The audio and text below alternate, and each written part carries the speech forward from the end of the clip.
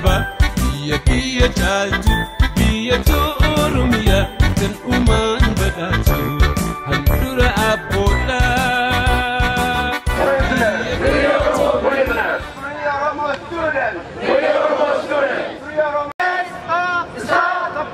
Supporting the minority dictatorship in Ethiopia.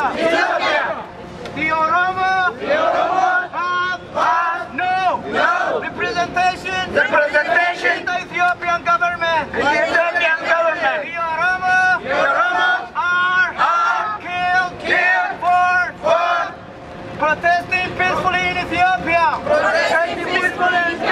Justice for massacred Oromo students in Ethiopia. Justice for massacred Oromo students in Ethiopia. Justice for massacred Oromo students in Ethiopia. Justice for massacred Oromo students in Ethiopia. US, no democracy, no aid to Ethiopia. US, no human rights.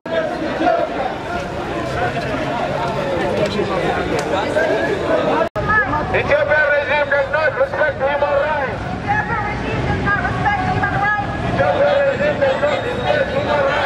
Ethiopian regime does not respect human rights. Ethiopian regime does not respect human rights. Ethiopia. Stop killing innocent people. Stop killing innocent people. Ethiopia. Obama. Stop supporting dictatorial government. US. Stop supporting dictatorial regime. US. Stop supporting dictatorial regime. No peace in Ethiopia. No justice in Ethiopia. No human rights in Ethiopia. Justice for Oromia. Justice for Oromia. Justice for Oromia. Justice for Oromia. Justice for Oromia. Peace for Oromia. Peace for Oromia. Peace for Oromia. Peace for Oromia. Peace for Oromia. Peace for Oromia. In Omo Valley. Ethiopian government. Is a terrorist government.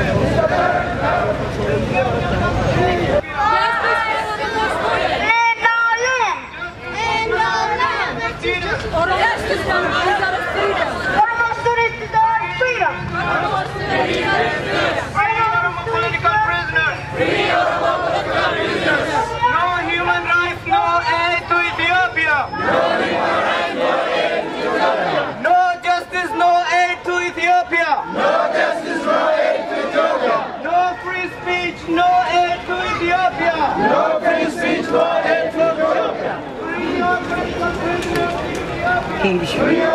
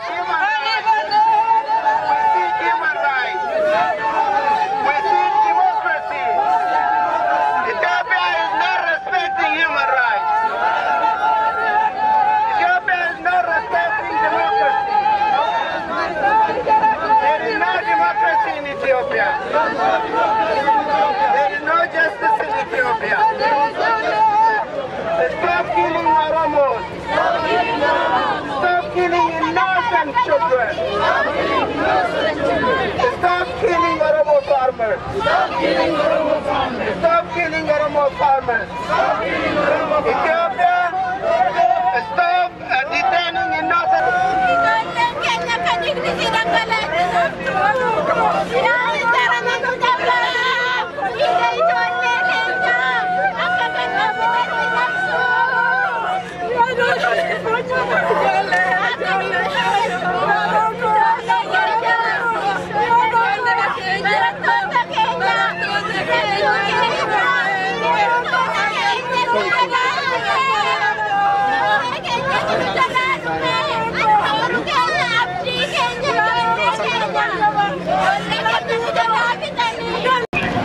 They are the single largest national group in Ethiopia and have become the target of attack by the minority Ethiopian regime.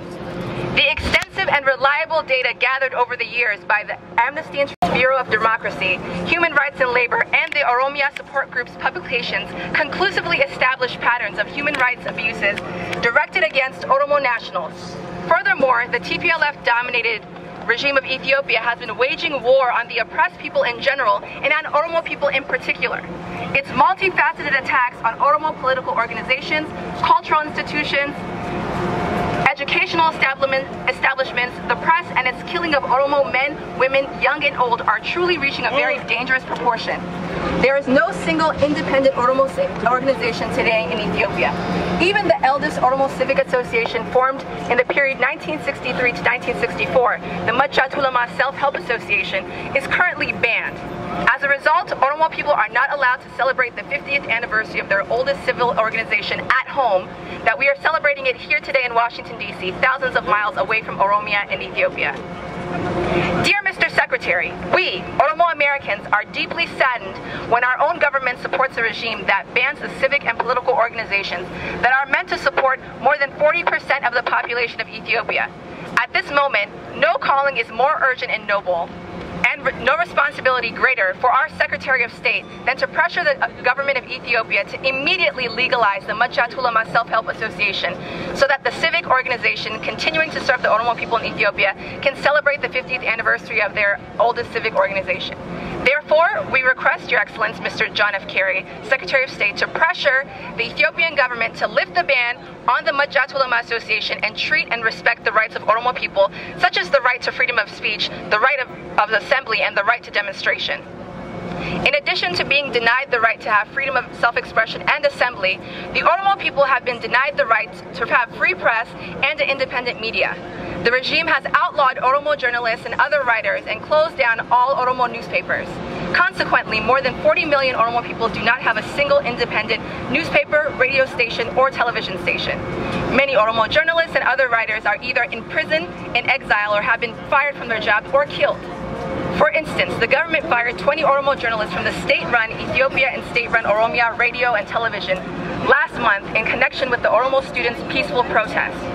The Ethiopian government has also banned independent Oromo musical groups and all professional associations in Oromia and Ethiopia. The regime has totally prevented Oromo people from having autonomous associations and organizations and institutions in the 21st century. Furthermore, the regime has dominated and owned the economy of the people, particularly Oromo land, and its valuable resources. These resources have been transferring from Oromo communities to Tigrayan officials, soldiers, and their collaborators, and targeting Oromo communities, individuals, leaders, and activists for opposing such draconian policies. While being supported by the U.S. government, the regime has been leasing Oromo lands to China, Saudi Arabia, India, and other countries by evicting Oromo farmers at gunpoint. Recently, during the months of April and May of this year, Oromo students peacefully protested against the Addis Ababa Master Plan, a land policy intended to evict thousands of Oromo farmers in the towns and cities surrounding the capital city. The government's response was violence and gunfire. Security forces fired live ammunition to the protesting students and killed many protesters. For example, in the city of Ambo, BBC reported that the government security forces had killed at least 47 students. protesters were also imprisoned, tortured, or disappeared. Many of the protesting students were also expelled from their universities and high schools, and several families, relatives, and supporters of these students have been imprisoned or killed. Dear Mr. Secretary, U.S. senators from the state of Washington and U.S. congressmen and senators from the state of Minnesota have recently expressed in letters addressed to the Honorable John F. Kerry that the Ethiopian government imprisoning, torturing, and killing of peaceful Oromo demonstrators are a gross human rights violation. Hundreds of Oromo citizens from different states across the nation are requesting their representatives and senators to speak up about the crimes that have been committed against Oromo students. Today, it is estimated that there are more than 50,000 Oromo political prisoners in Oromia in various concentration camps and prisons. Although it is difficult to know exactly how many Oromos have been killed or massacred by the regime, mass graves have been discovered in many places, including Hargeisa in East Oromia. The annual reports of the U.S. Department of State and other credible sources regarding human rights violations in Ethiopia indicate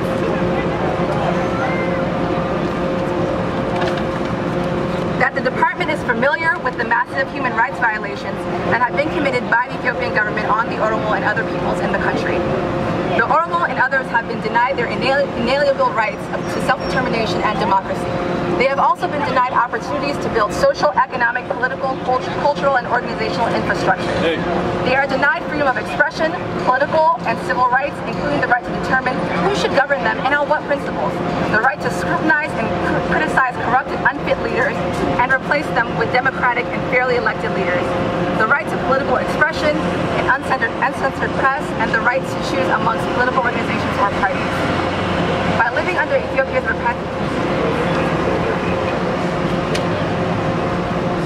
Dear Mr. Secretary, we Oromo Americans respectfully request that the U.S. government immediately stop supporting the tyrannical Ethiopian government financially, militarily, and diplomatically. We earnestly request to use its influence to urge the Ethiopian government.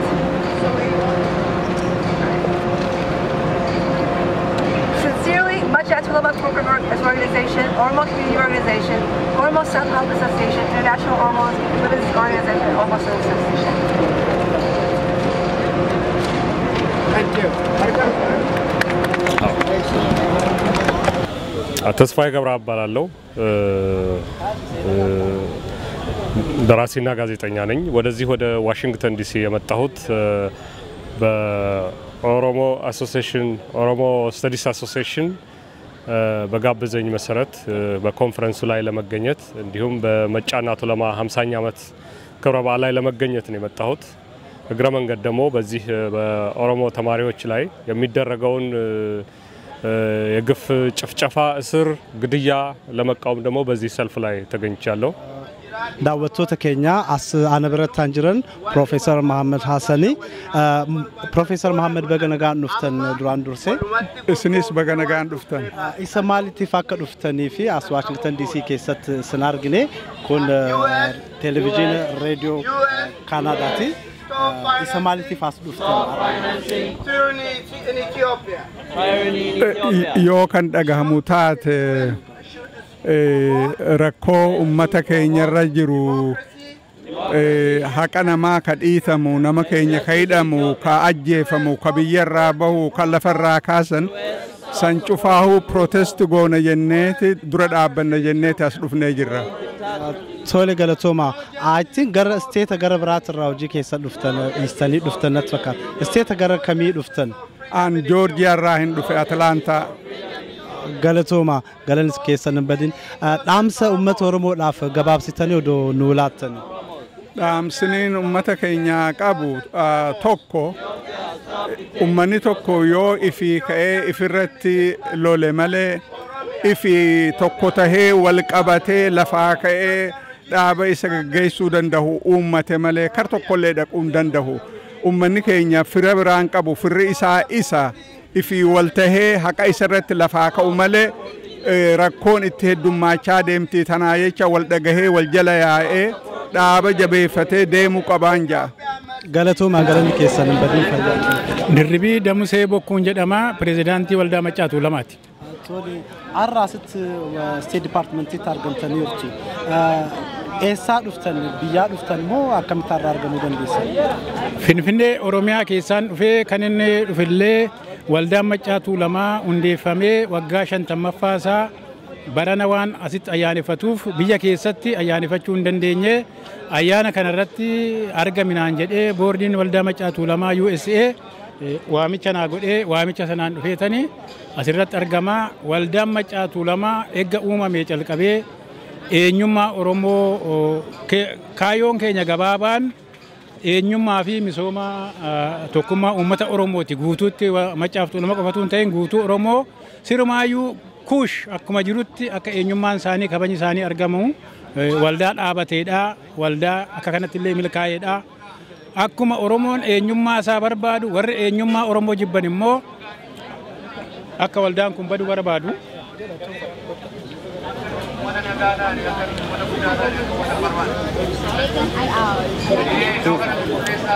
akkuma Oromoon eenyummaa isaa barbaadu warri Oromoo jibban immoo eenyummaa Oromoo balleessuu barbaadu kanaaf mootummaan Hayil Sillaasees mootummaan Dargiis mootummaan amma jirus waldaa Maccaa Tuulamaa hin jaallatu hin cufaa hin balleessaa qabeenya isaanii hin saamaa hooggantoota hin ajjeesaa ammallee haaluma kana keessa jirra yakka biraa hin qabnu eenyummaa Oromoo tokkummaa Oromoo misooma Oromoo hawwina eenyu nu miidhuun barbaannu isarratti immoo egaa warri nu jibbus inuma nu miidhaa warri mirga Oromootiif falmisu immoo wareegama barbaachisu baasaatuma jirraa har'a geenyeerraa qabeenyi keenya saamamee manni keenya diigamee manaas alaas nurraa fudhatanii amma immoo deebinee banamee deebi'ee immoo cufamee amma akka cufametti jira. Maqaa keenya san eenyu jedhu? Ibsaa Guutamaa. Ibsaa Guutamaa. Har'a hiriira kanarratti nama baay'eetu argamaa jira. Isinis asitti argamtaniit jirtu. Maaliif dhuftanii maaliin asitti State Departmentiitti gaggeeffamaa jiru? Kan dhufneef waggaa 50ffaa Maccaa Tuulamaa yaadachuudhaaf. Waggaa 50 yoo yaadannu waggaa 50 sana oliin turre jechuudha. Kanaaf isa ulfeeffachuu dhufne achumaanis immoo rakkina biyya jiru ibsachuudhaaf. Baay'ee gaarii. Saanduqa reeffa argaa jirra. Kana fa'aa fidatanii dhufanii isa maalirratti hundaa'etu jechuudha barattoota dhufanii dhamu. Barattooti baay'eetu dhume ji'uma darbe kana. Ji'uma darbe kana barattoota baay'ee dhume barattoota dhuman sana yaadachuudhaaf akkas taaneerra duuneerra kunoo reeffi jiran hurka jira reeffi. Kan jedhu agarsiisuudhaaf warra itti iyyachuu dhufne kanatti agarsiisuudhaaf kan finne. Dhumarratti gabaabsitanii waan dhaamsa qabdan inni to'annuudhaaf ta'uun irra jiraataan jettanii jiraatu. Well dhaamsa utuu hin ta'in yaaduma kennuudhaaf Maccaa Tuulamaa yeroo inni calqabe haalli biyya keessa ture attam ture yoo jenne namni Oromummaa isaa yerootti hin beekne ture Oromummaa isaa tokkummaa isaa yeroo hin beekne ture Maccaa Tuulamaa kana hundumaarra aanee Oromoon akka waliin hiriiru gochuu danda'e akka hawaasa tokkootti dhaaba hawaasaa ture Maccaa Tuulamaa Oromoo duwwaatu hin ta'in ollaas walitti qabee nama baay'ee hiriirsa. Kana nutis warri ijoolleen booddee dhuftus waan Maccaa Tuulamaa lafa kaa'e sana fooyyessanii akkatti fufanidha kanan jedhu fooyyessanii itti fufanii abdiin keenya ijoollee keenya kan dhumaa jirtus ijoollee keenya kanaaf ijoolleen dhalooti dhufu itti fufuutu irra jiraadha akeeka Maccaa Tuulamaa. Maccaa Tuulamaa utubaa gatii ta'e dhaloonni dhufuus itti fufuutu irra jiraata. Itti fufuutu irra jira dhalooti akeeka isaa sana kaasee kaayyoo isaa sana kaasee itti fufuutu irra jira. Namooti dhaaban sun dhumaniiru amma hin jiran maanguddoon akka Koroneel Alamuu Qixxeessaa Jeneraal Taaddasee Birruu Atoo Hayilamaariyaam Gammadaa eenyuma kana immoo kan nurkaa deemanii Baqqalaa Nadhii baay'eedha maqaan isaanii dhahameen maanguddoo baay'eedha kan ture maanguddoon sun nuuf jedhanii dhumaniiru waan nu barsiisanii waan nuuf godhanii darbaniiru. Kanaaf ijoolleenis itti fuftee maanguddootaati gaa. Innaa kanaaf qophaa'uutu irra jiraadha. Hayyuu Oromoo keessaa obbo Ibsaa Guutamaa galanni guddaan siniif haa ta'u بقى أيام وقاشن تمفا متشافتو لما في سنجين آمين قمتشونا كوت دراندوسي ما أكين يجيبو ماكي جوار مامن نانجن جوار مامن أورمو كيسات لكي أورمو كيسات نمجو كيسات يساتوكو أسيستي ديبارتمنت كيسات نسيار هريرا قدن كل مال رتلال سيتو هريري كونغا باتي مراسة دورا رورو نمتورا أورمو رجرتو حالا نماتي نمني كيني باية وامي دميفي جولة هدامتي في جولة جيفان تساني فوري أجي سكتي قافتامو وري هداجرمو أكا بلسابان أكا سوسمو ديما مورمي ساني كان جيسي سي ديمي فيمفيني أبان بيوم محمد نورمو فيمفيني راكابو أكا ديبيوف ولو ما قلتي موتومان أمريكا موتومان إثيوبيا رت ليبا غودي هجوجا أمة أورومو تيفي أمة كان رت غودو أكا دابو غافة چودا غودام باي غار أسيت صندوق الرفاتو كو أربني توري جراسيتي مال ملتو مال أجر سيسو كافو بربادني أجرتي باتي دبره خنا كيسا مدور اللي موتوني بيساني نما باي ميدا توراني غرو باتي دبره خنا كيسا جولة تتكو كاوين كم نكان نجان بفسرنا كمونغا في بافته غويا أديدن بدي تو كمالي رزازا وان فتانيف أيون نكون أيون نما ريفو أجرتي كون كاني ريفو بعد ثاني دوفاني هاوان كين كبي يجران كان المان ساني أول لتشو كبجرا أول لتشو هنكتنسن بكساني بواني أكساني فكاتاني دكوبين كيسن دكوبي كين يجي توداف سانيف أجرسي سوداف أنتو أجرسي سوداف كان أجرسي ساني باي غارين هذا اللي أتوقع كون أرجو أوجاشن تمفا ولدام تشافتو لما كون أرك متفلتني مال رتون دايتو أجرتي سوتشين أمتا أورومو راس إيجا سنة جوكور ساجل بودا برا سجل جاتا موتا كيسا ومني أورومو ددمك إنسان بكأدد داترا فينشلو غورماو كابساو إيجالي كان سوتشي بالين بينا سوتشي أفرن كلوتي توري سوتشي جمدياتين لبوني قولا تورن تجير توري جدو غلط مو هايون أورومو كوندالون ورانا أورومو ummata keenya tajaajilu qabna mootummaan ummata keenya gursaa keessatti hambisu hin qabu kan jedhuun macaa tuulama uumaniin macaa tuulama uumamuun macaa tuulama waggaa 50 irraa jalqaba qabsoo bilisummaa Oromoo pan Oromoo movement dhawaaqe jechuudha. Kanaaf wantoonni irra akka Oromoo keenya jala keessan wantoonni odaan amma asxaa Oromoo ta'e as bahuun alaabaan agartan kun as bahuun kun hundi konseptii yeroo san bu'uureessitoonni akka Hayilamaariyaam Gammadaa, Mahammad Mazammir, Taaddasa Birruu, Alamuu Qixxeessaa fa'aa kaahanii waggaa 50 kana keessatti macaa tuulama bu'uura qofa osoo hin ta'in waggaa 50 itti fufee hanga ammaas hojjechaa jira. Kanaaf waggaan kuni tokkoffaa bu'uureeffama isaa kabajnaa lammaffaa jiruu fi dagaagina inni amma godhaa jiru kanas kabajaa jirra jechuudha. Baay'ee gaariidha. Dhumarratti yaadni naaf jiran jettu uummata Oromoodhaaf waan dabarfachuu barbaaddu jiraate. Uummanni Oromoo waggaa dabre kana keessatti biyyoota alaa kana keessatti dammaqinsa gaarii godhamaa ture rakkoolee bifa adda addaatiin turan qoqqoodama dhiisuudhaan namni keenyatti bifa tokkummaatiin socho'aa jira.